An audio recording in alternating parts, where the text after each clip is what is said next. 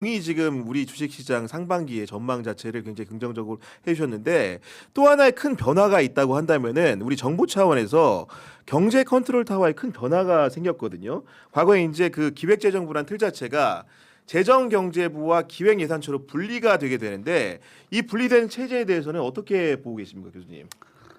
사실 뭐 두 가지가 있는 것 같아요. 하나는 이제 이런 거 해보면 제도라는 거는 사실 반복하게 돼 있어요. 그리고 어떤 제도도 장단점이 다 있고 그럼 결국 두 번째는 사람이거든요. 제도가 좋고 사람이 좋으면 잘 되는 네. 거고 둘 중에 하나라도 잘 어긋내면 어떻게 보면 잘 안 되는 거고 뭐 기획재정부 그러니까 이제 쉽게 말하면 예산과 기획기 그다음에 나머지 정책 집행 기능을 분리하는 거에 장점도 있고 근데 이제 이번 의사결정은 사실은 민주당 정부가 우리 기재부 관료에 대한 불신이 있잖아요. 그렇죠. 기본적으로. 네. 예. 사실 그게 발현된 건데 그게 어떻게 될지는 결국 이제 예산을 어떻게 만드는가에 달린 것 같아요. 예산이라는 게 결국은 대통령이 던지는 가장 중요한 일종의 언어고 대화 메시지이기 방법이기 때문에 네. 예. 뭐 디테일한 거 말고 큰 거를 어떻게 이끌어가고 거기서 타 부처 관료들을 어떻게 설득하고 그다음에 제일 중요한 기존의 기재부 관료들 어떻게 설득하고 그다음에 국민을 어떻게 설득하고 그다음에 의회 어떻게 설득할 것인가 이게 사실 중요해요. 나머지 기능들은 어떻게 보면 이제 금융과 뭐 나머지 공기업을 통해서 뭔가 조정하는 게 있고 이제 그게 분리됐으니까 좋게 얘기하면 대통령이 할 수 있는 게 좀 더 늘어났다는 거 볼 수도 있고 아. 뭐 나쁜 측면에서 보면 서로 호흡이 잘 안 맞으면 불협화음이 생기는 거죠. 예, 그런 게 같아요. 그러니까 이거를 이제 그 경제 컨트롤 타워를 대부처 체계로 갈 거냐, 아니면 이제 소부처 체계로 갈 거냐. 그럼 우리 검찰 개혁과 비교해 보면은 수사 기소를 이제 하나로 뭉쳐서 갈 거냐, 그러네요. 수사 예. 기소를 약간 분리해서 갈 거냐, 이제 이런 문제거든요. 대부처 체계로 가면은 그 큰 부처가 이제 거시 정책도 갖고 있고, 그다음에 그 자금이 왔다 갔다 하는 국고 기능도 가지고 있고, 거기다가 예산도 배분하고 세금도 걷고, 이렇게 뭉쳐가지고 대부처로 지금 온 체계거든요. 그렇게 하다 보면은 이제 부총리가 힘이 엄청 세죠. 힘이 엄청 센데 그렇게 했을 때 우리가 성과가 좋았냐? 그러면 성과 가 좋지 않았어요. 그 대표적인 예가 우리 IMF 바로 전에 이 대부처를 했었거든요. 그래서 IMF 위기를 맞았는데 왜 맞았느냐 그러면은 경제 위기의 신호가 계속 오는데 네. 아무도 얘기를 안 한 거예요. 다 묻고 있다가 오늘까지 괜찮았는데 내일 IMF 위기가 오는 거예요. 그 대부처 체계라고 해서 좋다고 했는데 다 묻은 거예요. 우리 검찰이 문제 있다는 거 다 윤석열이 문제 있는 거 다 아는 거 아닙니까? 근데 자기가 다 묻은 거 아니겠습니까? 이제 그런 일이 생기는 거거든요. 그리고 지금 최근에까지도 이제 대부처 체계로 왔는데 지난 3년 동안 경제 실적이 안 좋았어요. 다 1%대 성적이 있는데 우리 잠재 성장률보다 못했거든요.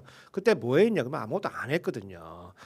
건전재정 한다 그러고 교조적으로 정책을 폈기 때문에 국민들 굉장히 고생했거든요. 그러니까 이럴 때는 한번 다시 떼는 것도 방법이다. 수사기소 분리하듯이 예산 기능과 거시 정책 이런 것도 좀 분리해가지고 소부처들끼리 서로 견지하게 만드는 것도 국민들 입장에서 보면은 나쁘지 않다. 그리고 또 한 10년, 20년 하다가 문제 생기면 또 다시 붙이고 이렇게 왔다 갔다 하는 것도 국민 입장에서 보면 나쁘지 않고 지금 이제 뛰다 보니까 사실은 문제가 생긴 게 뭐냐면은 원래 이제 기획재정부를 떼어서 재정경제부하고 기획예산처로 이렇게 나누는 거였거든요.